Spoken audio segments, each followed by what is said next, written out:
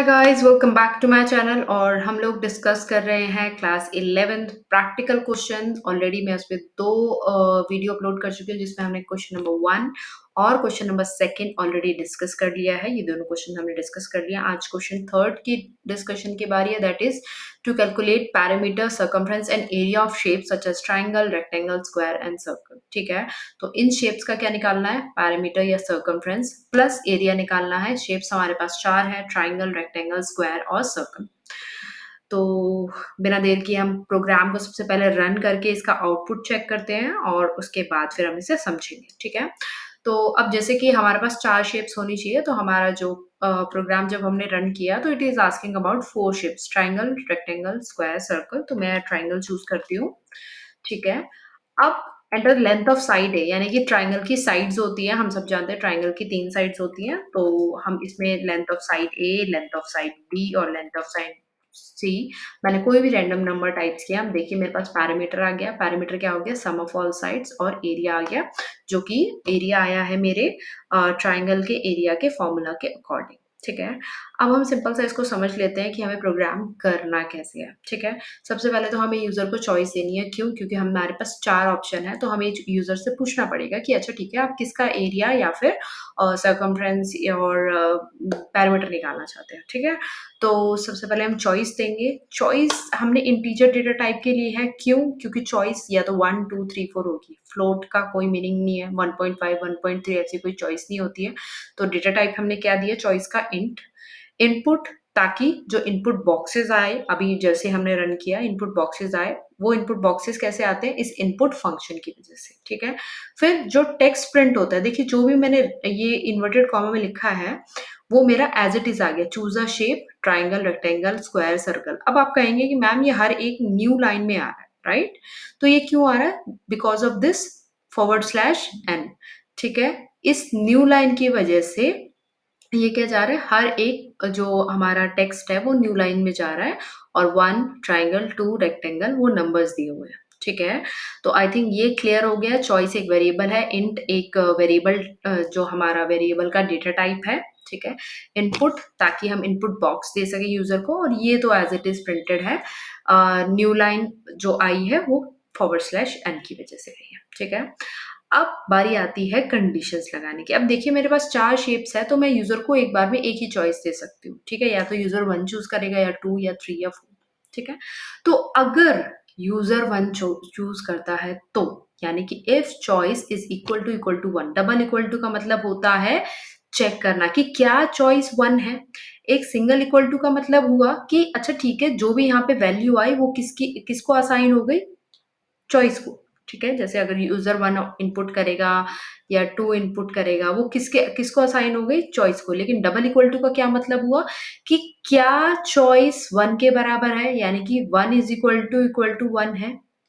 ठीक है, यानी कि ये क्या चेक करता है? कंडीशन चेक करता है। Double equal to conditional operator है, कंडीशन चेक करता है। और सिंगल इक्वल टू हमारा असाइनमेंट ऑपरेटर है, वेरिएबल को कोई ना कोई वैल्यू असाइन करता है, जो भी यहाँ पे यूजर एंटर करेगा 1 2 3 4 में से। ठीक है, अब चॉइस जो मुझे कहाँ मिला? यहाँ पे। ठीक है, चॉइस की वैल्यू मुझे कहाँ मिली? यहाँ पे। और वो चेक कहाँ हो रही है? यहाँ। ठीक है, तो अगर यूजर 1 एंटर करता है यहाँ टॉप पे, ठीक है, तो यहाँ पे 1 इज इक्वल टू 1, जैसे कि मैंने 1 एंटर किया था, तो यानी कि मेरी इफ की कंडीशन सेटिस्फाई हो गई। ठीक है, अगर मेरी इफ की कंडीशन सेटिस्फाई होती है तो मेरा a is equal to float input enter the length of side a। मेरा पहला यूजर से इनपुट लूंगी, फिर दूसरा इनपुट लूंगी, और फिर तीसरा इनपुट लूंगी, जैसे कि अभी हमने जो आउटपुट में देखा। ठीक है, अब इनपुट लेने के बाद मेरा टास्क ये है कि मैं पहले तो एरिया कैलकुलेट करूं। पैरामीटर कैलकुलेट कर लिया। ठीक है, और पैरामीटर से हमने क्या निकाल लिया? Semi parameter. और सेमी पैरामीटर यूज करके हमने क्या निकाल लिया? एरिया। हम या तो पहले एरिया निकाल सकते हैं, बट क्योंकि हमें इसका पैरामीटर की जरूरत पड़ती है, ठीक है, सेमी पैरामीटर। आप वैसे ट्राइंगल के मल्टीपल फॉर्मूलाज होते हैं, बट जब साइड्स हमारे डिफरेंट होती है तो हम सेमी पैरामीटर वाला फॉर्मूला लगाते हैं। ठीक है, तो वेल हम यहाँ मैथ्स नहीं सीख रहे हैं, कौन सी बात है, हम प्रोग्रामिंग सीख रहे हैं, तो हम स्पेस स्टिक रहेंगे। ठीक है, फिर उसके बाद देखिए सबसे पहला स्टेप हुआ यूजर से चॉइस पूछना। दूसरा स्टेप हुआ कि भैया चॉइस जो यूज़र ने दी है, क्या वो हमारी पहली चॉइस से मैच हो रही है, वो चेक करना, तो वो किसके साथ हो सकती है, इफ के साथ। अगला है कि मेरे को चॉइस के अकॉर्डिंग यूज़र से इनपुट लेना है, तो एबीसी इनपुट ले लिया। फिर यूज़र को क्योंकि मुझे पैरामीटर और एरिया निकाल के देना है, तो मैंने उसके फॉर्मूले लगा दिए। अब अगला स्टेप मेरा क्या है, यूज़र को प्रिंट करना है। ये सब तो था कि मैंने यूज़र से इनपुट ले लिया, अब यूज़र को कुछ आउटपुट भी तो देना है, तो आउटपुट मैं किसके थ्रू दूँगी, प्रिंट कमांड के थ्रू, ठीक है। अब प्रिंट कमांड में भी आप देखिए मेरे पास 2 चीज़ें दिख रही है, 2 बार पैरामीटर मुझे शो हो रहा है। एक पैरामीटर है जो कि इन्वर्टेड कॉमा में है, एक पैरामीटर है जो बिना इन्वर्टेड कॉमा में है। तो जो इन्वर्टेड कॉमा में है वो बेसिकली एक स्ट्रिंग है, एक स्टैच्यू है। स्ट्रिंग हमेशा जो मेरी आउटपुट स्क्रीन में एज़ इट इज़ प्रिंट होती है, यानी कि उसमें कोई चेंजेस नहीं होते। अगर पी कैपिटल है तो कैपिटल होगा, अगर यहाँ कॉलन लगा है तो कॉलन लगा होगा, अगर यहाँ स्पेस होगा तो स्पेस होगा, नंबर होगा तो नंबर होगा, मतलब जो भी लिखा है वो as it is output screen में होगा, ठीक है।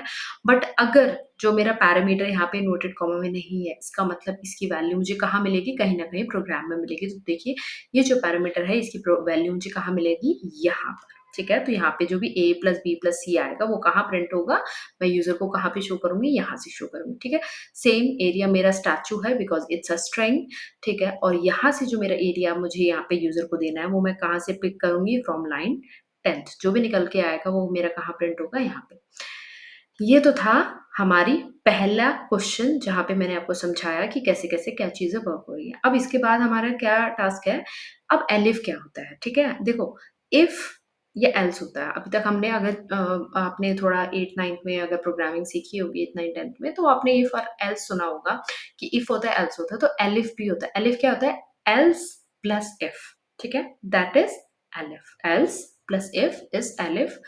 इफ हमेशा अपने साथ कोई ना कोई कंडीशन लेके चलता है, एल्स क्यों, किसी कंडीशन की जरूरत नहीं है। तो एल्स प्लस इफ कर रहे हो, अभी भी इफ लग गया, तो यानी कि इसमें कंडीशन आएगी ही आएगी, ठीक है। तो अगर चॉइस 1 थी तो ट्राइंगल का एरिया निकाला, अगर चॉइस 2 है तो हम किसका एरिया निकाल रहे हैं, रेक्टेंगल का एरिया निकाल रहे हैं, अगर चॉइस 3 है तो हम किसका एरिया निकाल रहे हैं, स्क्वायर का एरिया निकाल रहे हैं, अगर चॉइस 4 है तो हम किसका एरिया निकाल रहे हैं, सर्कल का एरिया निकाल रहे हैं। और अगर चॉइस इन चारों में से कोई नहीं है, सपोज कीजिए कोई 6 एंटर कर रहा है, कोई 7 एंटर कर रहा है, कोई ए बी सी या कुछ भी एंटर कर रहा है, ए बी सी तो खैर हमने इंट इनपुट ले रहे हैं तो कोई एंटर नहीं करेगा, कोई 14 एंटर कर रहा है, कोई 15 एंटर कर रहा है, तो वो सब किस में चला जाएगा, मेरा एल्स में। एल्स में मतलब इनवैलिड चॉइस, वो जो चॉइस है आपकी इनवैलिड है, जो हमने दी है, आपने उनमें से कोई भी एक चूज करना है। जैसे कि हमने आपको 4 चॉइसेस दी हैं, 1 2 3 4, तो आपने इन्हीं में से चूज करना है, ठीक है।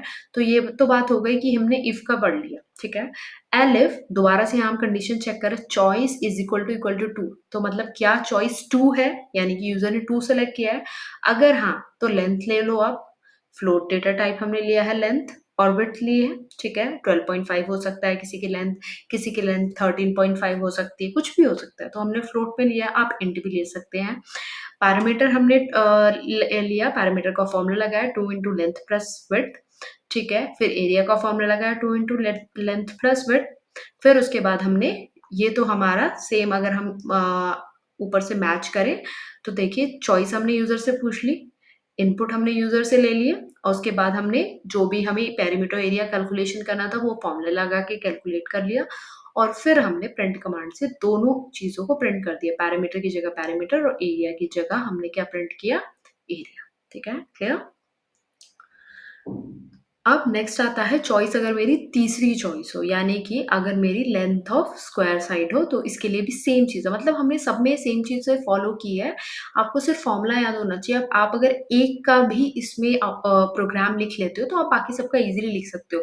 अब सिंपल सी बात है, अगर स्क्वायर है तो स्क्वायर की हमें पता है हमें एक साइड चाहिए होगी, तो हमने यूजर से एक साइड मांग ली।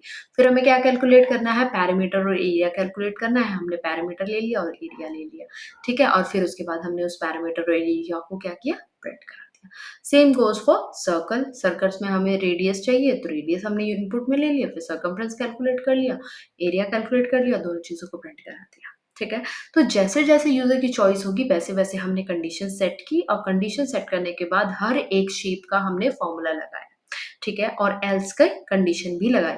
अब चलिए हम एल्स की कंडीशन एक बार ट्राई कर लेते हैं। प्रोग्राम को रन किया मैंने, ठीक है। रन करने के बाद मैं यहाँ पे चॉइस दे देती हूँ 8, एंटर।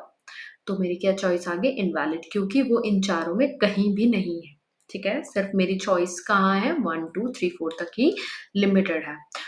अगर आपका कोई ऐसा क्वेश्चन है जो आप समझना चाहते हैं, प्लीज़ मुझे कमेंट बॉक्स में लिखिए, ठीक है? आई थिंक थर्ड क्वेश्चन हम ऑलरेडी खत्म कर चुके हैं, फोर्थ क्वेश्चन हम नेक्स्ट वीडियो में करेंगे, ठीक है? छोटी-छोटी वीडियोज़ बना रही हूँ क्योंकि अगर मैं सारे क्वेश्चंस एक ही वीडियो में बनाऊँगी ना, तो वीडियो बहुत ज़्यादा लेंथी हो जाएगी और शायद आप बोर भी हो जाओगे, ठीक है? तो मेक श्योर टू सब्सक्राइब। अगर वीडियो अच्छी लगी हो तो लाइक कीजिए, कमेंट कीजिए आपकी रिक्वेस्ट, ठीक है? और दोस्तों के साथ शेयर कीजिए, स्टूडेंट्स के साथ शेयर कीजिए। टीचर्स से मेरी रिक्वेस्ट है कि अपने स्टूडेंट्स के साथ शेयर कीजिए फॉर बेटर अंडरस्टैंडिंग, ठीक है? उनकी अंडरस्टैंडिंग थोड़ी डेवलप होगी टुवर्ड्स कोडिंग। शायद अब जैसे एक परसेप्शन आपका हुआ, एक परसेप्शन मेरा हुआ, तो उनकी कोडिंग की जो लर्निंग स्किल्स है वो थोड़ी-सी बेटर होंगी। तो आई होप कि टीचर्स और स्टूडेंट्स अपने फ्रेंड्स के साथ शेयर करें और टीचर्स अपने स्टूडेंट्स के साथ ज़रूर शेयर करें, सो दैट कि अगर उनको कोई क्वेश्चन, कोई क्वेरी हो तो अगर वो कमेंट बॉक्स में मुझे लिखते हैं तो मैं आई विल मेक श्योर कि मैं उन क्वेश्चंस, क्वेरीज़ पे वीडियोज़ ज़रूर बनाऊँ। Thank you so much for your time. Thank you so much for joining me. Bye bye, take care.